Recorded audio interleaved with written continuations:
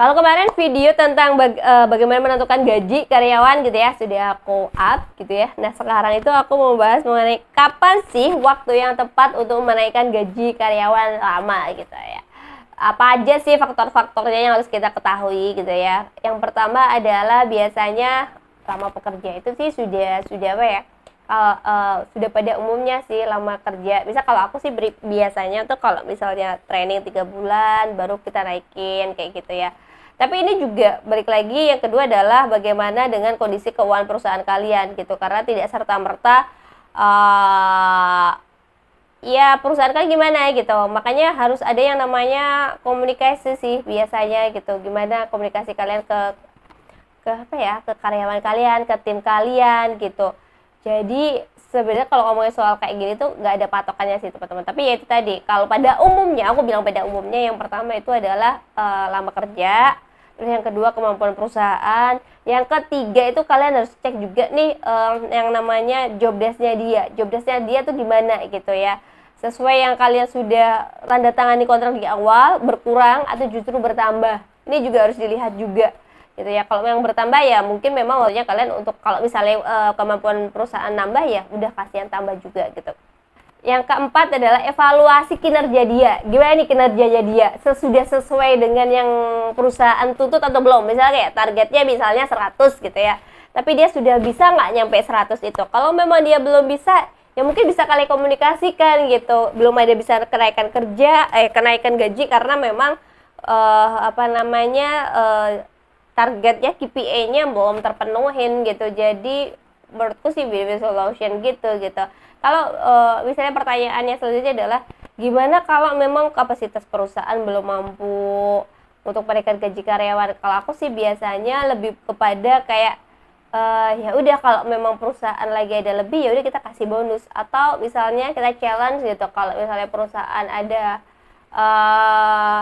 sesuatu misalnya project atau apa, nah itu juga bisa diberikan gitu. Balik lagi sih sebenarnya pada gimana sih kemampuan dari perusahaan, dan menurutku sih jangan memaksakan juga. Kalau memang belum mampu ya sudah dikomunikasikan saja sama timnya gitu. Kalau misalnya mau lanjut iya juga nggak apa-apa gitu. Jadi lebih di depan tuh lebih enak sih ngomongnya. Jadi menurutku tuh pekerjaan itu gitu ya tidak hanya melulu soal gaji atau uang gitu, tapi lebih ke relationship, gimana kita saling keterbukaannya dan sebagainya gitu. Jadi sebagai owner tidak kepikiran gitu ya untuk gimana ya caranya menaikkan, atau kepikiran kayak ya belum bisa terus gimana dong gitu, atau yang timnya aduh kok gini ya gitu. Jadi menurutku tuh kayak open aja gitu, karena kan ada yang berpikir bahwa tim ini mah kerja kayak gini cuman memperkaya ownernya aja nih gitu. Nah dari situlah yang namanya dibutuhkan keterbukaan. Kalau di tempatku pribadi sih biasanya kita share open gitu, kita laba berapa, laba bersihnya berapa, kalau ruginya kita juga share kita rugi berapa. Jadi dari tim itu tahu gitu ya, kalau misalnya dia kerjanya oke, job desk-nya terpenuhi semua, KPI-nya terpenuhi semua, traffic-nya oke, penjualan oke, omset oke, berarti kan pasti perusahaan, kondisi keuangan perusahaan juga oke.